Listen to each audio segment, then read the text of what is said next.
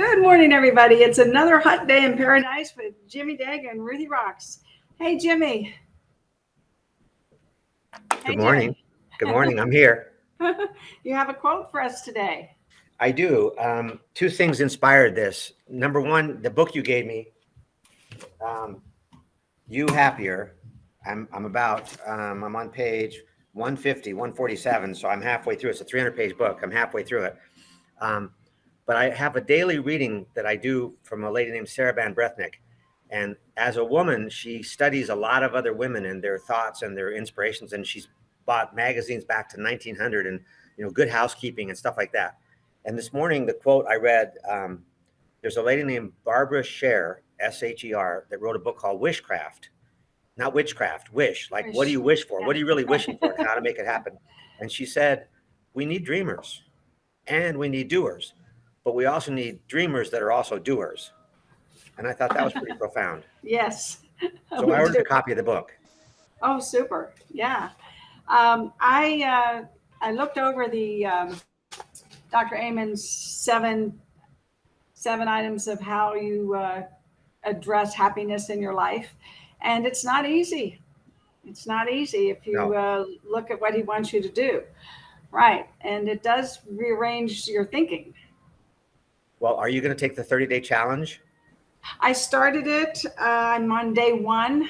Okay. I didn't get past day one yet. And I didn't started know it it was Sunday. $49. It's Oh, not free. you don't have to do the 49. It isn't? The one that I went to brain assessment first. That was free. Yeah, And right. it tells you which of the 16 brain types you have. But then Oh, the happiness challenge, if you go to the next step, that's $49. And that's yeah, a I think you're 30-day right. thing, Yeah, 15 to 20 minutes each day. So if yeah, you're on day one, then you paid him $49, I yeah, think. you're right. Yeah, I think you're right. Yeah. So, Obviously, I need to keep better track of my money. well, if you're on day one, I guess I better jump in there. Otherwise, I'll be way behind you. Right. Jimmy, the market, oh my goodness, it's really shifting. It's really shifting. We have 9,644 listings. That's not the bad news. That's good news.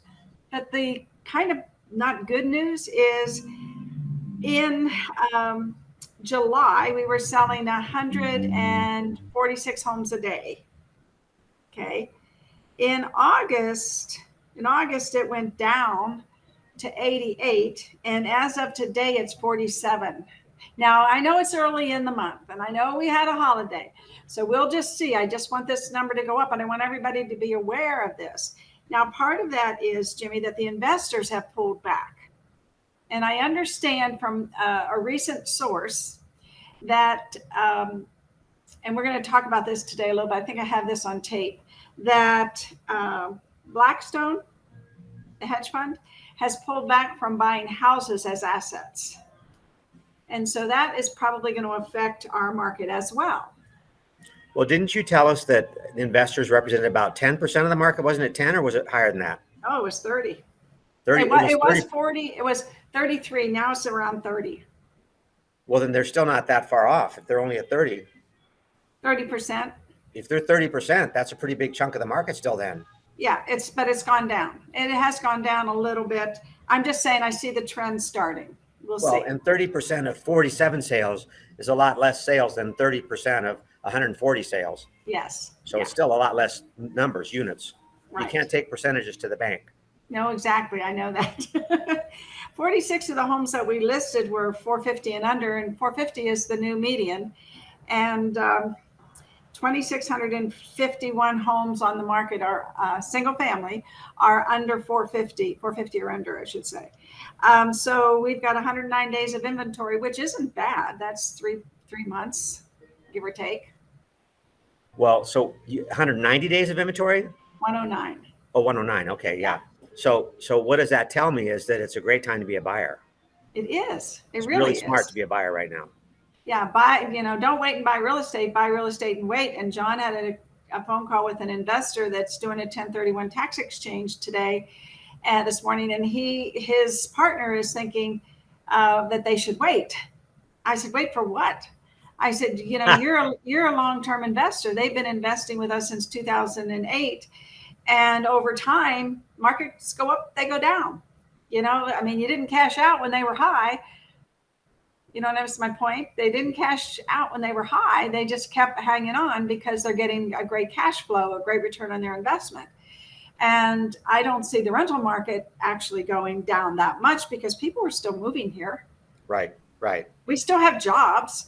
And that's a The really interesting dynamic to watch. The rental rates, are they actually going down the way the average sales price is going down? Because people that have to sell, it's a way different dynamic than people that have to rent. If it's vacant for a month, it costs you, a little bit of money, but it's not like you're losing $20,000, $30,000. You're losing a month's rent.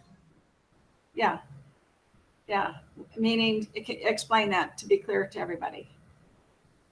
Well, just it's if I see prices going down $10,000 a month and I'm thinking of selling, I'm thinking I better get my house on the market right now because it's going down to.